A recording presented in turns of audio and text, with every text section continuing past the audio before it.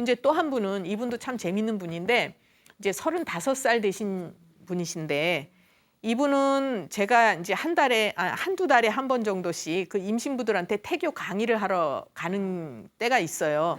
거기에서 이제 제 강의를 듣고 오신 분이었어요. 근데 이분도 임신이 굉장히 나팔관이 막혔대요. 그래서 자연 임신이 어렵기 때문에 이제 인공수정을 해가지고 임신한 지 6개월이 되신 분이셨어요. 근데 뭐냐 하면 임신이 되면서부터 비염이 너무 심해졌대요. 그래갖고 머리도 띵하고 막지 않고 코 푸느라고 정신없고 이제 아시잖아요. 비염, 예, 그 심한 분이었어요. 그런데다가 이제 또 이렇게 머리도 막지가 않고 살이 자꾸 너무 많이 찌는 거예요. 그러면서 손발이 붓고 저리고 아프고 이제 이런 증상이 있으셨어요.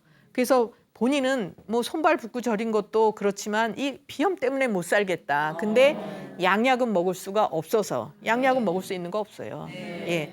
근데 이제 그나마 그래도 제가 태교 강의하면서 이런 얘기를 막 해드렸거든요.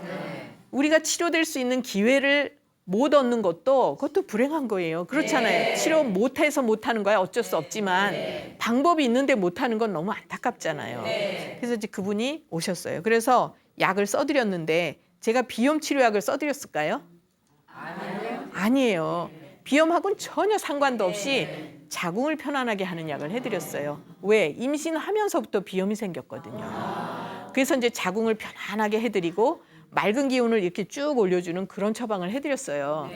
약을 딱 한 제를 드시고 오셔서 하는 얘기가 세상에 어떻게 이렇게 편할 수가 있냐, 코가. 그런데 코만 편해진 게 아니에요. 몸이 전체적으로 기운이 나고 이분이 힘들면은 막 하루 이틀씩 그냥 누워서 잔대요. 그러니까 직장을 다니시니까 토요일, 일요일은 그냥 자는 날이에요. 그랬는데 컨디션이 좋아지니까 이제 뭐 집안일도 할 수 있어지고 여러 가지 이제 아주 좋아지셨죠. 근데 이제 다만 이렇게 손발 붓고 아프고 이런 건 아직 남아 있으셔서 이제 임신 중독증 예방하도록 약을 이제 조금 더 써드렸어요.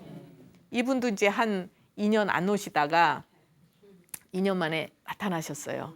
그런데 왜 오셨냐 하면 그 인공수정으로 또 이제 임신을 하셨는데 쌍생아를 이제 임신을 하셨어요. 대개 인공수정이나 시험관 하면 쌍둥이가 많아요.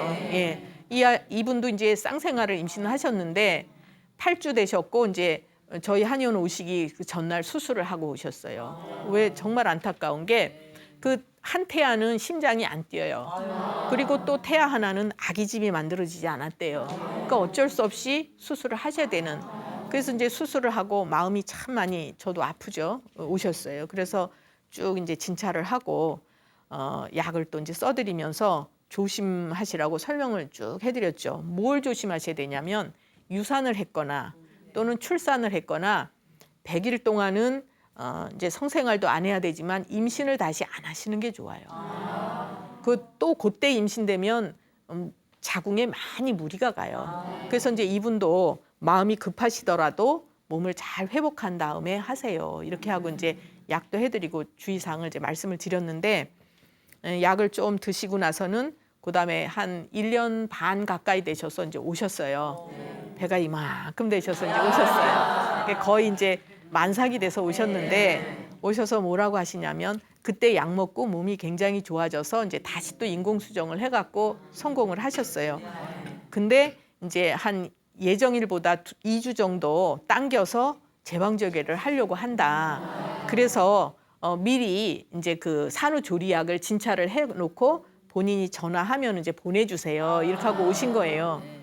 제가 그럼 뭐라고 얘기를 했을까요, 그분한테? 이분은 제왕절개를 이미 하셨었기 때문에 이제 그게 안전하기는 해요. 근데 사실은 한약 써서 좋아지면 안 하실 수도 있는데 이제 제가 뭐라고 말씀을 드렸냐면 아기가 엄마 뱃속에서 10개월 동안 엄마 기운을 충분히 받아야 건강한데 한 2주 정도 세상 구경을 너무 급해서 빨리 하면 그 아기가 2주만큼 엄마 기운을 덜 받으니까 그만큼 약한 거 아니냐. 그랬더니 이분은요 이해를 정말 잘하세요. 제가 얘기하면 그냥 쫙쫙 받아들여서 그대로 따라하세요. 너무 이쁘죠. 그래갖고 이분이 알았다. 그러면은 이제 조금 그걸 늦춰서 할게요. 이렇게 하셨어요. 그래가지고 한 열흘 정도를 더 늦춰서 예정일보다 한 2, 3일 정도만 빨리 이제 수술을 하셨어요. 그러고는 이제 쭉 치료를 하셨는데 이분 같은 경우에는 그 나팔관이 이렇게 저기 막혔다는 얘기는 나팔관이 막히는 분들은 대개 아랫배가 찬 분들이 그래요. 차다는 얘기는 만져서 찬 것뿐만 아니라 여기 배가 율동을 안 한다는 얘기거든요. 이렇게 머물러 있고 정체돼 있으니까 뭐하고 이렇게 유착이 잘 돼요. 붙기를 잘해요. 또는 거기에 뭐가 생기거나 막혀요. 그래서 대개 여자분들이 나팔관이 막혔다. 그래서 병원에서 뭐 뚫어주거나 조금 있으면 또 막혀요. 또는 이제 심하면 유착됐다고 수술을 하고 그러면 뭐 임신 확률이 2분의 1로 줄어드는 거잖아요. 한쪽 수술해 놓으면. 그래서 그런 경우에는 한약을 아랫배 따뜻하게 해주면서 배가 잘 움직이는 이런 약을 써드리면 아주 좋아지는 경우가 많죠. 그리고 이제 이분 같은 경우에도 그 몸이 이제 그 산후조리약을 해드릴 때 보통 이런 거 질문을 많이 하시는 분들이 있어요. 산후조리약은 언제 먹나요? 이렇게 궁금하시는 분들이 계시고 심지어는 뭐 한 달이나 두 달, 몇 달 쉬었다가 드시는 걸로 아시는데 원래 그렇죠. 아기를 놓고 나면 이제 후산을 하거나 뭐 이래도 완전히 빠져나오지를 않아요.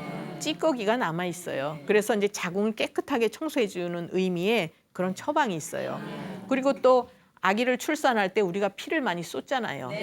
수술할 때도 역시 마찬가지. 그래서 이제 보혈도 해줘야 되고 그다음에 용을 많이 쓰니까 기운이 많이 빠지잖아요. 보기도 해줘야 돼요. 그래서 산후조리약은 이제 보혈 보기하면서 어혈을 제거해주는 이런 의미의 약을 써주면 아기 낳아도 배가 이만큼 나와 있잖아요. 배가 쑥쑥 들어가야 허리가 나중에 문제가 안 생겨요.